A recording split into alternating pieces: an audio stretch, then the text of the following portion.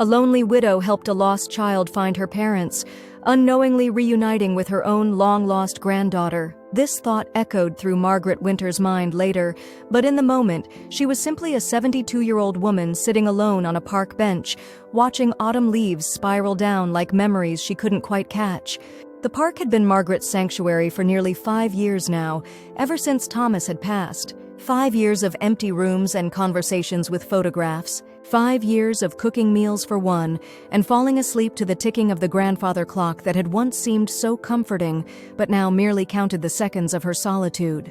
Margaret adjusted her worn wool cardigan against the October chill. Her arthritis was acting up today, but she'd rather endure the pain than miss her daily ritual. The park offered what her empty house couldn't: life, movement, sounds that weren't just echoes of her own footsteps.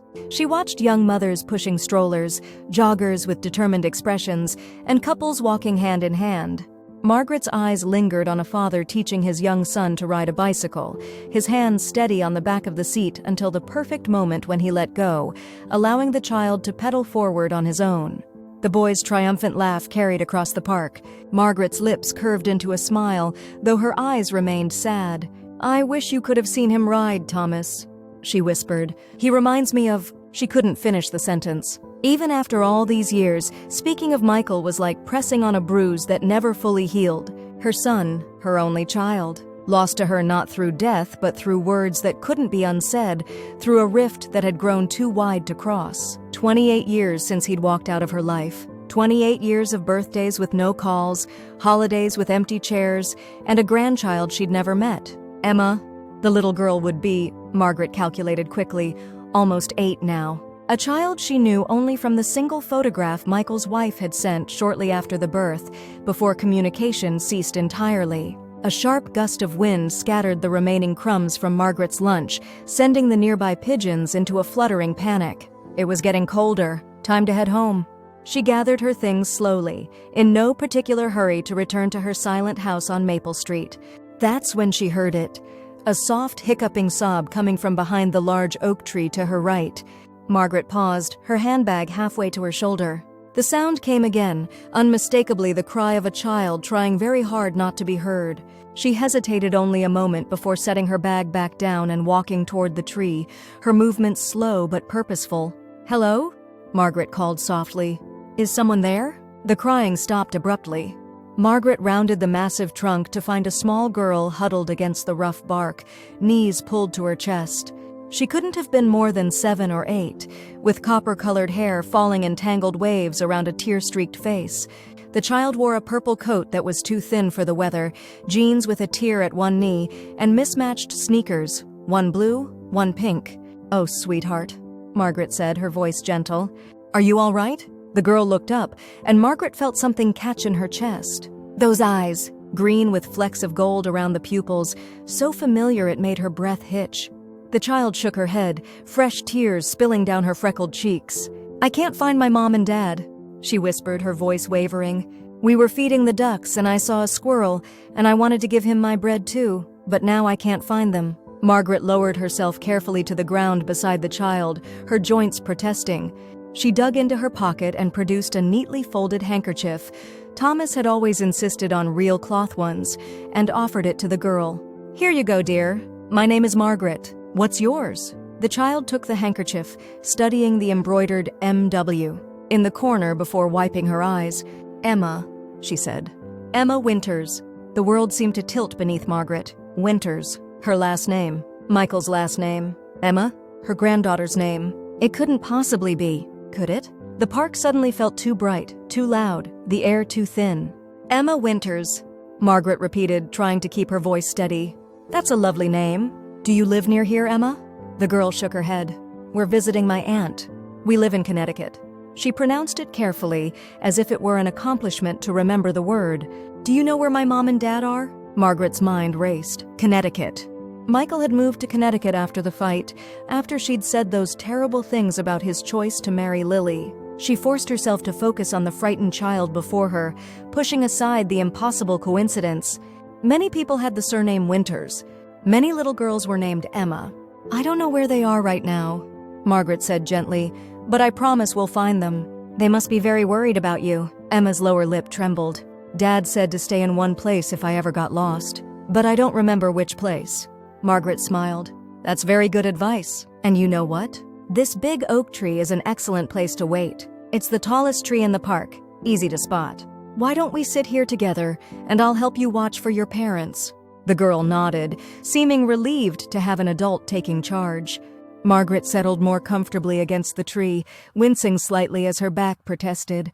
Are you hurt? Emma asked, noticing the grimace. No, dear. Just old bones complaining a bit. My grandma has arthritis too, Emma said matter-of-factly. But I've never met her. Dad says she lives far away.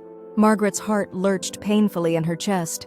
She studied the child's face more carefully, noting the shape of her nose, the curve of her cheek. There was something of Michael there, something of Lily too, perhaps, but also something that reminded her painfully of Thomas. That's too bad, Margaret said carefully. I'm sure she would love to meet you. Emma shrugged, picking at the edge of the handkerchief. Dad doesn't talk about her much, but he keeps a picture of her in his desk drawer. I saw it once when I was looking for tape. A picture. Michael had kept a picture of her. The thought pierced Margaret's heart with a bittersweet ache. She hadn't known, hadn't dared to hope he'd preserved even that small connection to her. Sometimes, Margaret said softly, grown-ups have complicated feelings that are hard to explain to children. But that doesn't mean they don't care. Emma nodded as if this made perfect sense. Then, without warning, she scooted closer to Margaret until their shoulders touched. I'm cold, she explained. Margaret hesitated only a moment before unwrapping her scarf, soft blue cashmere that Thomas had given her on their last Christmas together, and gently placing it around Emma's shoulders. The little girl snuggled into it, reminding Margaret of how Michael used to burrow into blankets as a child, creating a cocoon around himself. Thank you, Emma said. It smells nice. Like cookies. Margaret laughed softly. That would be the vanilla extract I spilled on it last week. I was baking snickerdoodles. Emma's eyes widened. Those are my favorite, with the cinnamon sugar on top. Exactly those? Margaret nodded, another piece clicking into place. Snickerdoodles had been Michael's favorite too. She'd made them every Sunday throughout his childhood. They sat in comfortable silence for a few minutes, watching people pass by on the main path several yards away. Margaret debated whether to approach someone with a phone to call park security, but she was reluctant to leave Emma alone even for a moment. Would you like to hear a story while we wait? Margaret asked finally. Emma nodded eagerly. Yes, please. Margaret thought for a moment, then began. Once upon a time, there was a little bird who lived in a beautiful nest at the top of an oak tree much like this one. The little bird loved her nest and the view of the park it gave her. As Margaret spun a simple tale about a bird who lost her way home but found it again with the help of kind strangers, Emma leaned more heavily against her side. By the time the story concluded with the bird safely back in her nest, the little girl's eyelids were drooping. Are you getting sleepy? Margaret asked. Emma shook her head stubbornly, though a yawn betrayed her. I'm just resting my eyes. Dad says that's what he does when he falls asleep watching TV. Margaret chuckled. Your father sounds very wise. He is, Emma said seriously. He knows everything, except how to braid hair. Mom has to do that. The casual mention of everyday family life sent a pang through Margaret's chest. So many small moments she'd missed. First steps, first words, first days of school. Bedtime stories and skinned knees and birthday candles. All gone, impossible to recover. Emma! A woman's voice, frantic and breathless, cut through Margaret's thoughts. Emma! The little girl's head snapped up. Mom! She called out, scrambling to her feet. A slender woman with dark hair pulled into a messy bun was running toward them, her face a mask of relief and lingering fear. Behind her, a tall man with familiar broad shoulders and sandy hair sprinted to catch up. Margaret's heart stopped. Michael, her son, right there, after nearly 3 decades of absence. The years fell away in an instant, and she was looking at her little boy again, though now with streaks of gray at his temples and lines around his eyes that hadn't been there before. Emma! The woman, Lily, reached them first, dropping to her knees and pulling the child into a fierce embrace. We've been looking everywhere! Don't you ever wander off like that again? I'm sorry, Mom. Emma mumbled into her mother's shoulder. I got lost, but Miss Margaret helped me. She told me a story and gave me her scarf because I was cold. Lily looked up then, noticing Margaret for the first time. Thank you so much for staying with her. We were frantic. We've had the park security searching and... She stopped abruptly as Michael reached them, his eyes locking with Margaret's. The color drained from his face. "Mom?" he whispered, the word sounding strange and rusty, as if he hadn't used it in years. Time seemed to freeze. Margaret couldn't speak, couldn't move. She'd imagined this moment countless times over the years, what she might say, how she might feel. None of those imaginings had prepared her for the reality of seeing her son standing before her, a grown man with a family of his own, looking at her with an expression she couldn't quite read. "You know each other?" Lily asked, her gaze darting between them. Michael swallowed hard. This is my mother." Emma wiggled free from her mother's embrace, eyes wide with wonder. "You're my Grandma Margaret?" she asked. "The one in the picture?" Margaret could only nod, tears blurring her vision. The coincidence was too perfect, too miraculous to be believed. Of all the parks in all the world, this little girl had found her way to the exact spot where her estranged grandmother sat every day. "I don't understand," Lily said, rising to her feet. "How did you—" "I live nearby," Margaret managed to say, her voice barely above a whisper. "I come to this park every day." Michael stood frozen, his expression unreadable. 28 years of silence stretched between them like an unbridgeable chasm. What could possibly be said to span such a gap? It was Emma who broke the tension, reaching for Margaret's hand. "Can Grandma Margaret come have lunch with us? Please? She tells really good stories." Lily looked at her husband, clearly uncertain how to proceed. Michael ran a hand through his hair, a gesture so achingly familiar that Margaret had to fight back a fresh wave of tears. It was exactly what Thomas used to do when confronted with a difficult decision. Michael stumbled over his words. Then, straightening his shoulders, he looked directly at Margaret. "Would you like to join us? We were planning to eat at the cafe across from the park." The invitation was stiff, formal, nothing like the warm reunions Margaret had imagined during her loneliest nights. But it was an opening, a crack in the wall that had separated them for so long. "I would like that very much," she said simply. Emma beamed, keeping hold of Margaret's hand as they walked toward the park exit. Michael and Lily followed a few steps behind, speaking in hushed tones. Margaret couldn't hear what they were saying, but she could feel the weight of their confusion, their uncertainty. The cafe was small and cozy, with red checkered tablecloths and the rich aroma of coffee and freshly baked bread. They were seated at a corner table, Emma insisting on sitting next to her newly discovered grandmother. The child seemed completely untroubled by the tension hovering over the adults, chattering happily about school, her friends, and her pet goldfish named Bubbles. Margaret listened attentively, drinking in every detail of her granddaughter's life while stealing glances at Michael. He was watching them with an unreadable expression, his coffee cooling untouched before him. When their food arrived, a momentary silence fell over the table. Emma picked up her grilled cheese sandwich, then paused, looking at Margaret. "We always say grace before eating," she explained.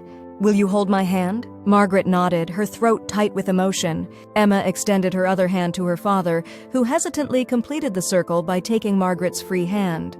His touch was warm, solid, just as it had been when he was a boy reaching for her across the dinner table. The simple contact nearly undid her. "Dear God," Emma recited, "thank you for this food, and for helping me find my parents, and for letting me meet my Grandma Margaret today. Amen." "Amen," the adults echoed softly. They ate in silence for a few minutes, the awkwardness slowly giving way to the simple normalcy of sharing a meal. Finally, Lily spoke. "Emma said you told her a story about a bird in an oak tree," she said, offering a tentative smile. "She loves stories." Margaret nodded. Michael did too when he was small. He especially loved the ones about animals. Michael looked up at that, surprise flickering across his face. "You remember that?" The question broke something loose in Margaret's chest. "I remember everything," she said quietly. "Every story, every birthday cake, every scraped knee. I remember the time you tried to run away at age 6 with nothing but your teddy bear and a jar of peanut butter. I remember how you cried when your father taught you to ride a bike, not because you fell, but because you were so proud when you finally got it right." Michael's eyes glistened. He looked down quickly, focusing intently on cutting his sandwich into smaller pieces. "Dad cried when I learned to ride my bike too," Emma announced, oblivious to the emotional undercurrents. Mom took a picture. Lily reached into her purse and pulled out her phone. After a moment of scrolling, she turned it toward Margaret. "Here," she said softly. The photo showed Michael crouched beside a beaming Emma on a little purple bicycle. His face was turned partly away from the camera, but the pride and emotion were unmistakable. It was the exact expression Thomas had worn when teaching Michael to ride. "You look just like your father," Margaret whispered, unable to stop the words. Something shifted in Michael's expression then, a softening around the eyes. "I think about him a lot," he admitted, "especially since Emma was born. He would have adored her," Margaret said, "just as he adored you." The conversation flowed a little easier after that, carefully navigating around the painful past while finding safer ground in shared memories of Thomas and stories of Emma's childhood. Margaret learned that Michael was an architect now, that Lily taught second grade, that they lived in a small Connecticut town not unlike the one where Margaret and Thomas had raised Michael. As they finished their meal, Emma tugged on Margaret's sleeve. "Do you have pictures of my dad when he was little? Mom says I look like him." "I do," Margaret said. "Albums full of them. And you do look like him, especially around the eyes." "Could we see them?" Lily asked, surprising Margaret. "We're in town for 3 more days, visiting my sister in Brighton." Margaret looked at Michael, unwilling to presume. This tenuous reconnection was fragile, and she was terrified of shattering it with too much hope, too much expectation. Michael set down his napkin, taking a deep breath. "Mom," he said, the words still sounding unpracticed on his lips, "would it be all right if we came to your house tomorrow? Maybe for tea?" Tea. Such a simple invitation, yet it contained worlds of possibility. Margaret nodded, not trusting herself to speak without breaking down entirely. "Yay!" Emma cheered. "Can I bring Banjo?" "He's my stuffed monkey," she explained to Margaret. "He likes adventures." "Banjo would be most welcome," Margaret assured her, finding her voice again. They exchanged contact information, the modern ritual of programming numbers into phones feeling surreal to Margaret, who still maintained an address book filled with her careful handwriting. As they prepared to leave, Emma threw her arms around Margaret's waist in an impulsive hug. "I'm glad I got lost today," she declared. "Emma!" Lily admonished gently. "We were worried sick. But if I hadn't gotten lost, I wouldn't have found Grandma Margaret." The child reasoned with impeccable logic. Margaret returned the hug, breathing in the scent of strawberry shampoo and childhood. Over Emma's head, her eyes met Michael's. Something passed between them. Not forgiveness, not yet, but a recognition of possibility. A door left slightly ajar. "Tomorrow at 2 then?" Margaret confirmed as they parted outside the cafe. Michael nodded. "We'll be there." As she watched them walk away, Emma skipping between her parents and still wearing Margaret's blue scarf, an unfamiliar feeling bloomed in Margaret's chest. It took her a moment to recognize it: hope. The walk home was different this time. The same streets she had traveled thousands of times before suddenly seemed fresher, brighter. The autumn air that had chilled her bones earlier now felt crisp and invigorating. For the first time in years, Margaret walked with purpose, her mind racing ahead to tomorrow. Her house on Maple Street greeted her with its usual silence, but even that felt different now. She moved through the rooms with renewed energy, seeing them through new eyes that anticipated visitors. Emma would be here tomorrow, bringing life and noise and movement to spaces that had been still for too long. Margaret paused in front of the hallway closet, then pulled open the door. There, on the top shelf, were the photo albums she hadn't looked at in years, too painful to revisit alone. She pulled them down one by one, setting them on the coffee table in the living room. Then she settled onto the sofa and opened the oldest one, her fingers trembling slightly. The first page held a photo of herself and Thomas on their wedding day, young and radiant with hope.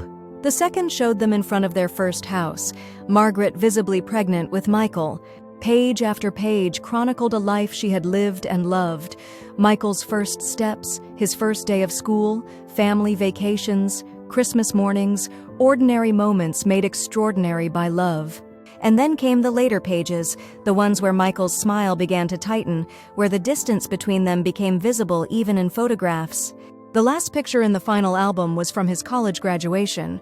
They stood side by side, Margaret beaming with pride, Michael's expression polite but remote. It was the last photo taken before the argument that had torn them apart. Margaret closed the album, her throat tight. Tomorrow wouldn't erase 28 years of separation. Tomorrow wouldn't undo the harsh words spoken in anger, the painful silences that followed, the milestone moments missed on both sides. But tomorrow was a beginning, a chance she had never dared to hope for.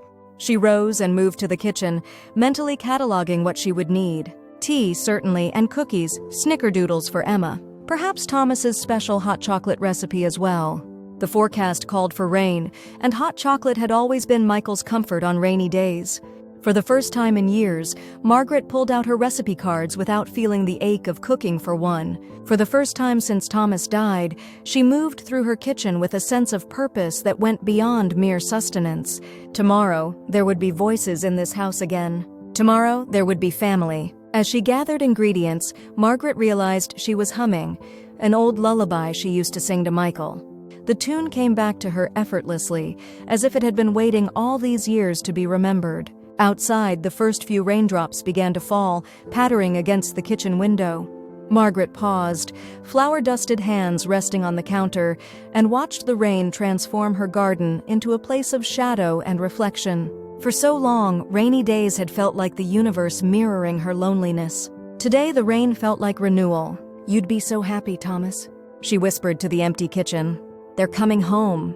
And somewhere deep in her heart, she felt her husband's presence, not as a ghost or a supernatural visitation, but as the warm certainty that love, once given, never truly dies. It only waits, patient as the seasons, for the right moment to bloom again.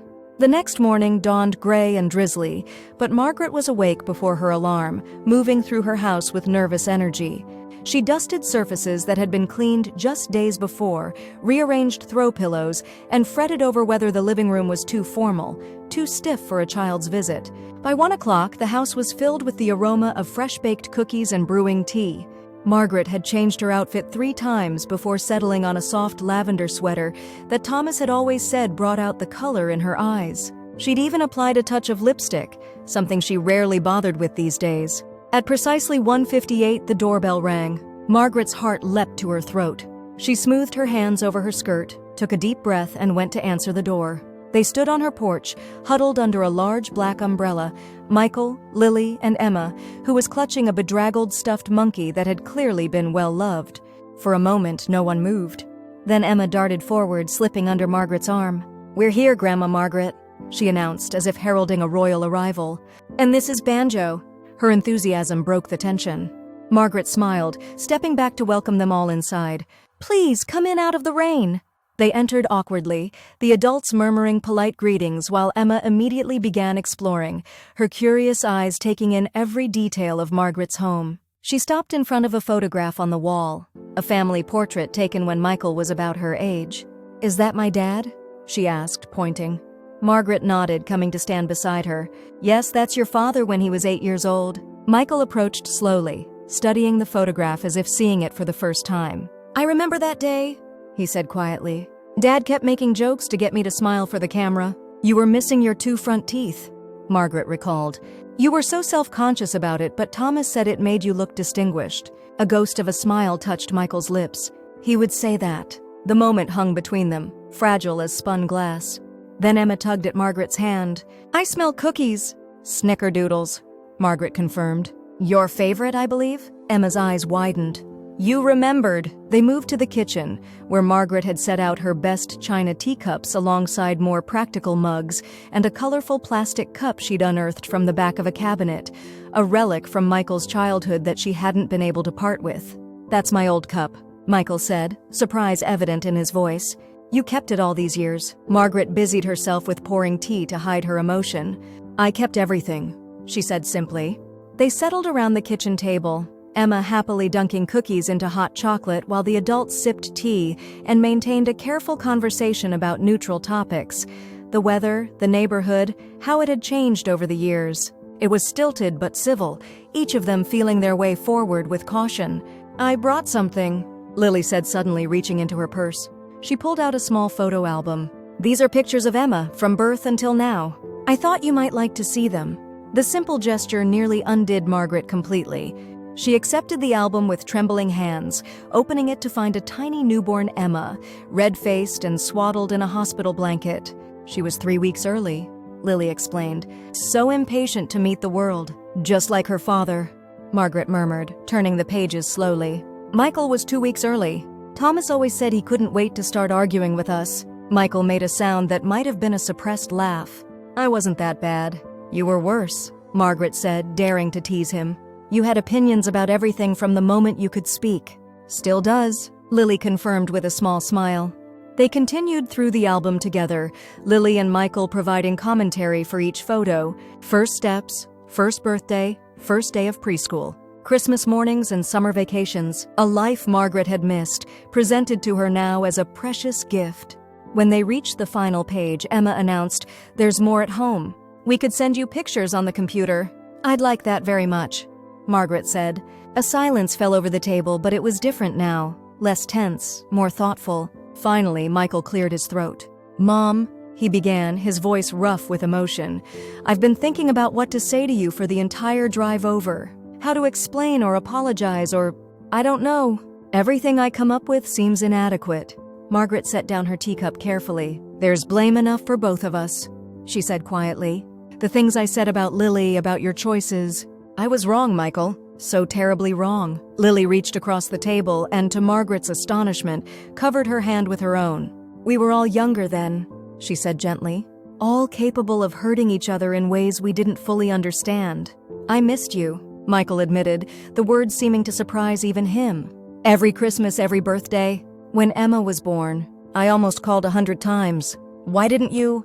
Margaret asked, the question that had haunted her for years finally spoken aloud. Michael looked down at his hands. Pride, stubbornness, fear that you'd reject us again? And then as more time passed, it got harder to imagine how to bridge that gap. What would I even say after so many years? "Hello would have been enough," Margaret whispered. "Just hello." Emma, who had been unusually quiet during this exchange, suddenly spoke up. "Can we look at the photo albums now? The ones with Dad in them?" The adults exchanged grateful glances, the emotional tension broken by the child's simple request. They moved to the living room, where Margaret had arranged the albums on the coffee table. Emma immediately claimed a spot next to Margaret on the sofa, while Michael and Lily settled on either side of them. For the next 2 hours, they paged through Margaret's carefully preserved history. Emma was delighted by pictures of her father as a child, giggling at his outdated clothes and questionable haircuts. Michael alternated between embarrassment and nostalgia, offering stories behind certain photos that Margaret had forgotten. "Remember this camping trip?" he asked, pointing to a photo of himself at 10, proudly holding up a fish while Thomas beamed beside him. "That was the weekend it rained so hard our tent collapsed, and we had to sleep in the car. Your father was convinced we'd all catch pneumonia," Margaret recalled, smiling at the memory. "But you thought it was the greatest adventure." "It was," Michael said softly. "Dad made everything an adventure." They reached a photo of Thomas in his favorite armchair, reading to a young Michael who was curled against his side. It was Margaret's favorite picture. She'd taken it on an ordinary Sunday afternoon, capturing a moment of perfect contentment. "I miss him," Michael said suddenly, his voice breaking. "I never got to say goodbye." The pain in his voice, raw and unguarded, pierced Margaret's heart. "Oh, Michael. He knew you loved him. He never doubted that, not for a moment. But I wasn't here," Michael insisted, a lifetime of regret in those 3 words. "When he got sick, when he needed me, I was too stubborn to come home." "He understood," Margaret said gently. "Better than I did, I think. His last words were about you." Michael looked up sharply. "What did he say?" Margaret closed her eyes briefly, remembering that final day in the hospital, Thomas's hand growing cooler in hers as the machines beeped their steady, then faltering rhythm. He said, "Tell Michael that love doesn't keep score. Tell him I'm proud of the man he became." She opened her eyes to find her sons filled with tears. "I should have told you sooner." "I'm so sorry, Michael." Something broke in him then, some wall he'd maintained for 28 years. Michael covered his face with his hands, his shoulders shaking with silent sobs. Lily moved immediately to his side, her arm around him, her face a mask of sympathetic pain. Emma looked confused and a little frightened. "Why is Daddy crying?" she whispered to Margaret. Margaret struggled to find words a child could understand. "Sometimes," she said carefully, "when people love each other very much, but they've been apart for a long time, coming back together can make them cry. Not because they're sad exactly, but because they're feeling so many things all at once." Emma considered this, then slipped off the sofa and went to stand in front of her father. She reached up and patted his knee. "It's okay, Dad," she said with the simple wisdom of childhood. "Grandma Margaret is here now." Michael lowered his hands, his face tear-streaked but somehow lighter, as if a burden had been set down. He pulled Emma into a hug, holding her tight. "Yes, she is," he agreed, looking at Margaret over his daughter's head. "She is." In that moment, something shifted between them. Not a complete healing, but a beginning. The first tentative stitches in a tear that had seemed irreparable. They spent the rest of the afternoon talking, really talking. About Thomas's final years, about Michael and Lily's life in Connecticut, about Emma's school and friends, about mistakes made and regrets harbored. Not everything was said. Some conversations would need more time, more trust rebuilt, but it was a start. As evening approached, Emma grew sleepy, curling up against Margaret's side on the sofa. The adults' voices lowered to accommodate her drowsiness, their conversation turning to practical matters. "How long will you be in town?" Margaret asked. "Until Sunday," Lily replied. "We're having dinner with my sister tomorrow night, but otherwise our schedule is open." Margaret hesitated, then took a leap of faith. Would you all like to come back on Saturday? I could make dinner." "Michael, I still remember all your favorites." The invitation hung in the air. Michael and Lily exchanged a look, some unspoken communication passing between them. "We'd like that," Michael said finally. "Very much." They woke Emma gently when it was time to leave. The child was groggy but insistent on giving Margaret a proper goodbye hug. As they stood at the door, Emma suddenly remembered something. "Oh, we forgot to show Grandma Margaret my missing tooth," she exclaimed, pulling down her lower lip to reveal a gap in her smile. "It fell out last week. The tooth fairy gave me $2. The going rate has certainly increased since your Father's Day," Margaret observed with a smile. "He only got a quarter." "Inflation," Michael said with a flash of his old humor. "Everything costs more these days." The moment of levity eased their parting.